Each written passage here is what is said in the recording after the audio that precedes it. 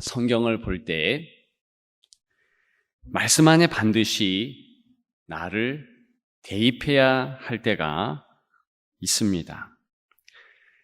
예수님께서 특별히 대화하시면서 그 대상이 나라는 것을 반드시 생각해야 할 때가 있다는 것입니다.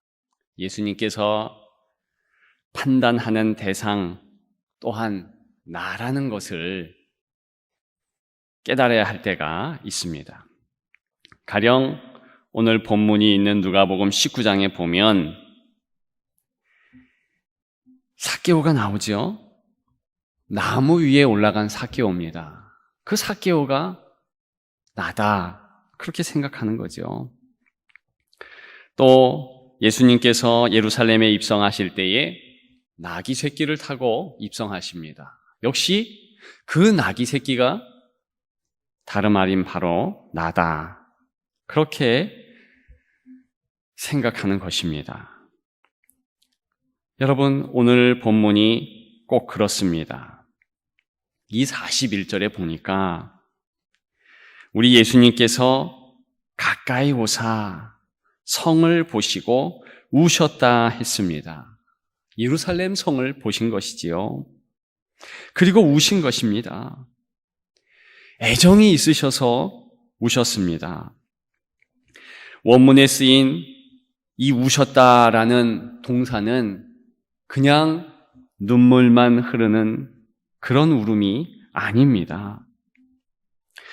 격렬하게 우는 모습이고 소리내어 우는 모습입니다. 그렇다면 우리 예수님께서 아주 격렬하게 격정적으로 우셨고 소리내어 우셨다는 것을 말하고 있습니다.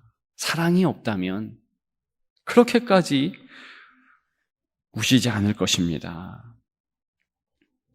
암에 걸린 아픈 남편을 위한 애절한 아내의 격렬한 기도를 본 적이 있습니다. 의식불명된 아들을 위한 처절한 아버지의 그 새벽의 기도를 본 적이 있습니다. 오늘 예수님의 기도는 그 정도의 애절한 기도라는 것을 말하고 있습니다. 여러분, 중요한 것은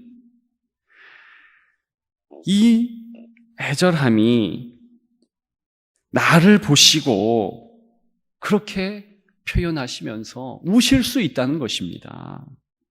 우리 교회를 보시고 그렇게 우실 수 있고 우리 한국 교회를 보시면서 우실 수 있다는 것입니다.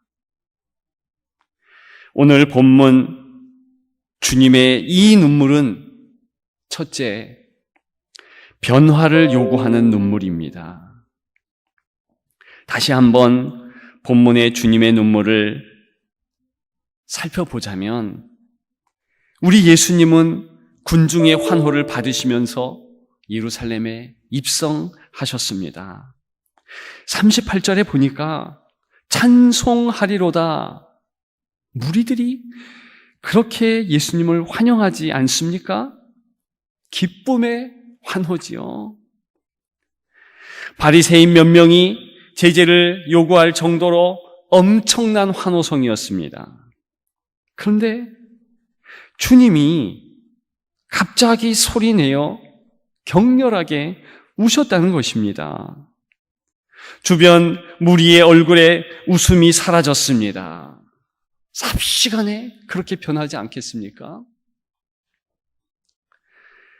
왜 주님은 그런 행동을 하셨겠습니까? 변화하라는 것입니다. 이대로는 안 된다는 것입니다.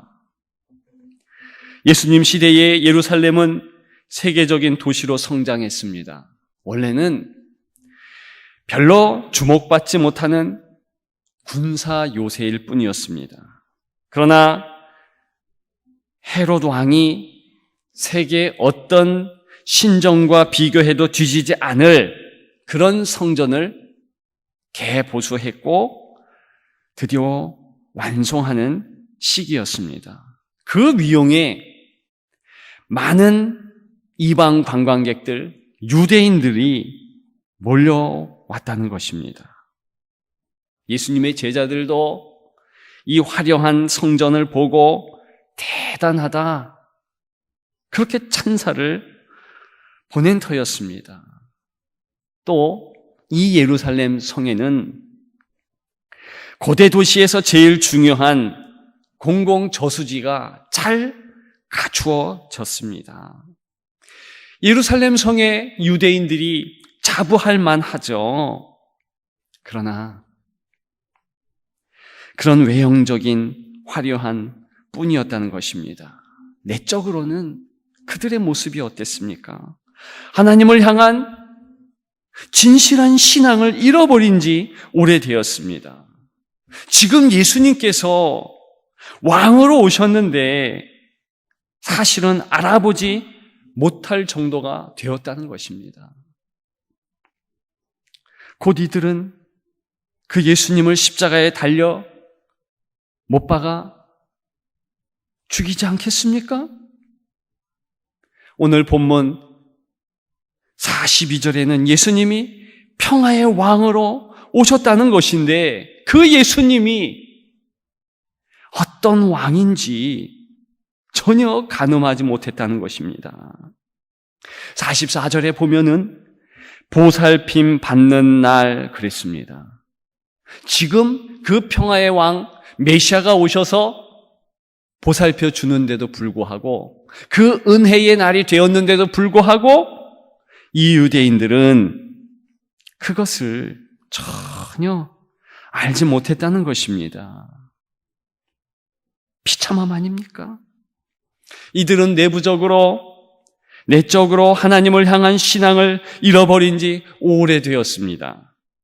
예수님이 왕으로 오셨고 하는 것, 이제는 정치적인 왕, 이 화려한 성전과 화려한 예루살렘 성을 더욱 화려하고 더욱 외형적인 명성에 걸맞을 만한 메시아만을 기다렸다는 것입니다. 여러분, 본문에 바리새인들이 주님을 신란했지 않습니까? 그들은 우리 주님을 기껏 랍비로 보았습니다. 한낱 논쟁의 대상이요 말싸움의 적군으로 봤다는 것입니다. 그러나 제자들은 달랐죠. 주는 그리스도이십니다. 그렇게 고백했습니다. 여러분, 그것은 고상한 고백이 아니지 않습니까? 주는 그리스도시다. 실은 그 고백을 한 자가 한없이 나약하고 무능하다, 그 사실도 같이 담고 말하는 고백입니다. 주님 없으면 살 수 없습니다. 나는 초라하고 나약합니다. 그런 고백이에요. 갈릴리 바다의 광풍에서 2번이나 죽을 뻔한 제자들이 고백할 수 있는 내용이 바로 그것이라는 겁니다. 똑같이 하나님 말씀을 알고 똑같이 예수님을 여러 번 만났지만 바리새인들과 지금 예루살렘의 무리들은, 그 유대인들은 그 큰 성전에 취하고 예루살렘의 화려함에 취해서 자신들이 미약하고 나약하기에 생명 되신 예수님이 얼마나 필요한지 전혀 그 사실을 인지할 수 없었습니다. 보살핌 받고 있다는 그런 사실 자체를 깨닫지 못했습니다. 변화되어야 할 모습 아닙니까? 한국의 성도들은 어떻습니까? 여러분들은 어떻습니까? 다시 한번 우리의 안을 살핍시다. 우리가 죄자 아닙니까? 주님 중심으로 더욱 변화되는 우리가 되기를 축복합니다. 오늘 본문 주님의 이 눈물은 둘째, 주임됨을 요구하는 눈물입니다. 주님이 주인됨을 요구하는 거죠. 41절에 보니까 가까이 오사 그랬습니다. 물론 성에 가까이 오셨다는 것입니다. 여러분, 그러나 사실 그 예루살렘 성의 주인이고 왕은 바로 예수님 아니십니까? 오늘 본문 바로 앞에 예수님께서 한 비유 말씀을 하셨습니다. 어떤 왕이 값비싼 은화를 3명의 왕의 종들에게 각각 줬다는 것입니다. 첫 번째 종은 한 은화로 10개의 은화를 남깁니다. 그랬더니 왕이 나중에 착한 종아, 너에게 10고을 다스릴 권세를 주겠다. 차지하고 다스리라. 그렇게 칭찬했습니다. 두 번째 종도 칭찬받았지요. 한 은화로 5 은화를 만들었습니다. 그랬더니 5 고을을 너에게 주마. 다스리라. 그러면서 또 칭찬하셨습니다. 마지막 한 종이 어땠을까요? 수건에 꽁꽁 싸둔 은화 1개를 가지고 오지 않습니까? 잊어버릴까봐 아무 일도 하지 않았습니다. 그랬더니 왕이 악한 종이라고 꾸지람을 했습니다. 그런 종들에 대한 칭찬과 꾸지람 바로 후에 이 왕 되는 것을 원치 않았던 일단의 백성들에 대해서, 그 나쁜 백성에 대해서 심판을 즉각 시행합니다. 여러분, 이 비유 말씀에서 지금 왕의 종들에게 대한 태도나 또 나쁜 백성들에 대한 심판의 이러한 왕의 태도나 다 강조점은 예수님이 왕 되셨다는 것이 있습니다. 왕이신 그 예수님에 대해 말해주고 있는 거 아니겠습니까? 여러분, 오늘 본문에서 예수님이 왕이셔요. 그 일을 위하여서 예루살렘에 입성하고 계신 것입니다. 그러니까 성 가까이 오신 것으로는 부족합니다. 그 성 중심부에 있는 성전과 총독 궁궐에 좌정하셔야 합니다. 그 자리가 맞는 자리죠. 40절에 이 사람들이 침묵하면 돌들이 소리 지르리라. 그렇게 말씀하셨습니다. 무슨 뜻입니까? 왕이 진군할 때 계속된 환호 소리가 있어야 된다는 거죠. 중심부로 진군하심을 사실은 누구도 막을 수 없다는 거예요. 육적으로는 지금 이 바리새인과 유대의 리더들이 그 예수님을 막는 듯 보입니다. 그래서 십자가에 죽이게 해서 저 영문 밖에 갈보리 그곳으로 예수님을 쫓아낸 듯 보입니다. 영적으로는 전혀 그렇지 않습니다. 예수님께서 계속 진군하시는 거예요. 그리고 좌정하시는 것입니다. 다스리는 거예요. 여러분들은 어떠십니까? 예수님이 진군해서 가까이 오셨습니까? 어쩌면 교회에 가는 것, 그것이 가까이 갔다는 그런 모습일 수도 있습니다. 그러나 그 거리에 머물면 안 됩니다. 주님은 계속 내게 더 가까이 오셔서 내 마음의 왕이 되시기를 원하신 거예요. 주인 되시기를 원하신 것입니다. 여러분, 우리가 꼭 예배당에 와서 예배 드려야 됩니까? 아니요. 실상은 예배당이 아닌 어느 곳에서 드리는 그 예배도 주인은 예수님이시지요. 우리가 요즘에 그 사실을 다시 한번 확인하고 있습니다. 교회 가는 자가 교인인가? 아니요. 어느 곳에든 예배 드릴 수 있는 자가 진짜 교인이며 정말 주님이 좌정하신 왕으로 모신 예수님이 주인 되신 성도라는 것입니다. 여러분, 예수님이 왕이 되시면 예수님의 마음을 압니다.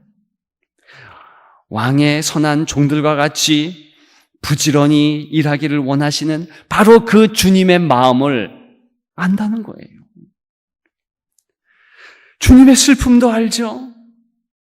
예수님이 울 때 같이 웁니다. 성을 보시고 우실 때 제자들도 같이 울었습니다. 일심동체지요. 만일 그 예루살렘 성을 보면서 그 주변에 있는 따랐던 제자들이 멀뚱멀뚱 예수님 얼굴 성 한번 보고 아무 마음의 감흥이 없다면 제자 아니죠. 무리죠. 여러분, 이 사태에서 우리는 예수님의 마음을 읽을 수 있어야 됩니다. 예수님이 눈물 흘리시는 거예요. 한국교회를 보고 성도들을 보면서 주님 예수님이 눈물을 흘리십니다. 여러분, 그 예수님의 눈물이 내 눈물이 되고 예수님의 이 한국교회를 향한 가슴을 치면서 통탄하는 그 통탄 또한 나의 통탄이 돼야 한다는 것입니다. 그래서 시대를 위해 울어야 하는 거지요.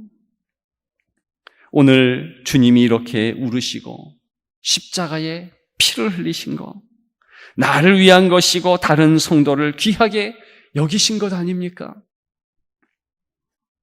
여러분, 우리 모두가 이 시간 보이지 않지만 같이 예배 드리는 것입니다. 서로가 같이 주인된 예수님 내 마음에 계시고 우리 모두의 주인 계속 되시옵소서, 그렇게 연결되어 기도하며 예배하고 있는 것입니다. 여러분, 서로를 위해 섬기고 울어줄 수 있는 참된 한 주인을 섬기는 형제 자매들이 더욱 되기를 원합니다. 오늘 본문 주님의 이 눈물은 마지막으로 융통성을 요구하는 눈물이라는 것입니다. 여러분, 예수님은 눈물을 흘리셨습니다. 오늘 본문에 통곡의 눈물을 흘리셨어요. 성경에 기록된 것만 3번이라 말씀드렸습니다. 항상 우셨다는 겁니다.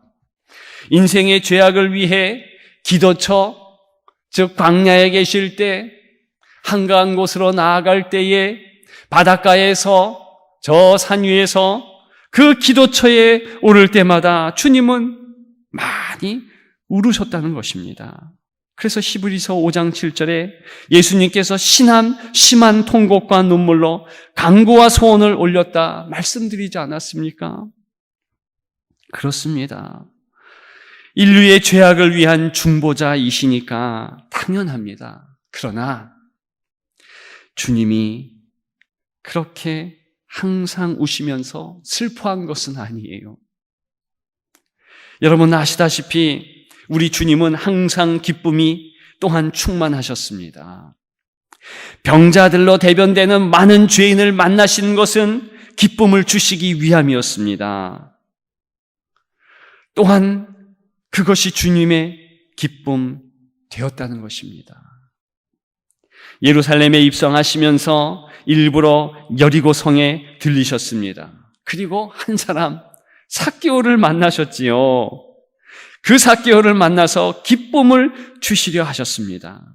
그리고 삭개오의 기쁨이 예수님의 기쁨이 되었습니다. 여러분, 그래서 우리 주님은 기쁨의 주님이셔요. 그 주님을 기리기 위한 예배는 또한 그래서 기쁨의 축제 아닙니까? 예배 준비는 웃을 준비라고 말씀드리지 않았습니까? 예수님은 울고 웃는, 진심으로 울을 수 있고 진심으로 또한 웃을 수 있는 감정의 융통성을 가지고 계십니다. 우리 성도는 이 예수님의 감정의 융통성을 가져야 하겠습니다. 여러분, 잘 웃고 또한 잘 웃어야 해요. 웃을 때 잘 웃고 정말 울어야 할 때 잘 우는 것. 세상 사람들도 예수님을 모르는 사람들도 그런 것이 정신 건강에 좋다고 합니다. 탁월하다고 해요. 사실입니다. 감정 표현을 잘 못해서 현대는 불행하다 하지 않습니까? 우리 성도는 그러면 안 되는 거죠. 사단은 울 수 없습니다. 언제나 찡그렸는데 그 모습으로 계속 나아가는 것이죠. 자신을 위해서도 통회하면서 울 수 없고 인생을 위해서 절대로 울 수 없는 존재가 이 사단과 귀신입니다. 바리새인들의 특징도 감정의 변화가 없다는 것입니다. 감정의 고착화 아니에요? 똑같은 근엄한 모습. 그것으로 그들의 마음을 말씀드릴 수 있겠습니다. 언제나 그런 모습이에요. 여러분, 성도는 울고 웃는 선순환이 돼야 됩니다. 울었다. 감정의 기복을 얘기하는 것이 아니에요. 반드시 울어야 될 때 울어야 되는데 그 자리는 기도의 자리, 하나님 앞에 나온 자리, 예수님 앞에 회개하는 자리 아니겠습니까? 여러분, 그리고 주께서 선사하시는 기도 후에 기쁨을 만끽할 수 있어서 만나는 이들에게 누가 되든지 웃음으로 만날 수 있는 것, 그것이 성도라는 것이지요. 일주 단위로 울고 웃습니다. 금요일 날이 죄를 회개하는 우는 날이라면 주일은 웃는 날입니다. 52주 다 축제 아닙니까? 1년도 울고 웃는 선순환입니다. 사순절기, 지금 사순절기가 우는 것을 강조하는 것이라면 성탄절기는 웃는 것을 또한 강조하는 것입니다. 감정의 융통성, 그것 가지기를 축복합니다. 여러분, 예수님은 모든 삶이 융통성이 있으셨습니다. 왕이시지만 제자, 그 낮은 죄인과 함께 하셨습니다. 죄인들, 세리들과 같이 먹고 마시고 대화하실 수 있어요. 아주 적은 소자라도 그 품에 안으셨습니다. 무엇을 말합니까? 왕의 자리에 머문 것이 아니라는 거죠. 가장 낮은 자까지도 다 포용하시면서 오히려 그 낮은 소자가 될 수 있었다는 것입니다. 여러분, 우리도 때로는 어른이지만 아이가 되어서 섬길 수 있습니다. 교사 멘토가 될 수 있어요. 남자지만 여자처럼 섬길 수 있습니다. 그래서 우리 교회 성도들이 저 주방에 자주 가지 않습니까? 주일마다 가서 설거지하고 더 설거지 하시라는 거지요. 그런 거 아니겠어요? 융통성 아닙니까? 남녀노소 구분이 없고 직분의 구분이 없습니다. 오직 마음을 다한 예수님과 같은 섬김이 있을 뿐이죠. 예수님은 만왕의 왕이시지만은 큰 군마를 타신 것이 아니지요. 오늘 예루살렘 성전을 입성하시면서 초라한 나귀, 그것도 나귀 새끼를 타고 오시지 않았습니까?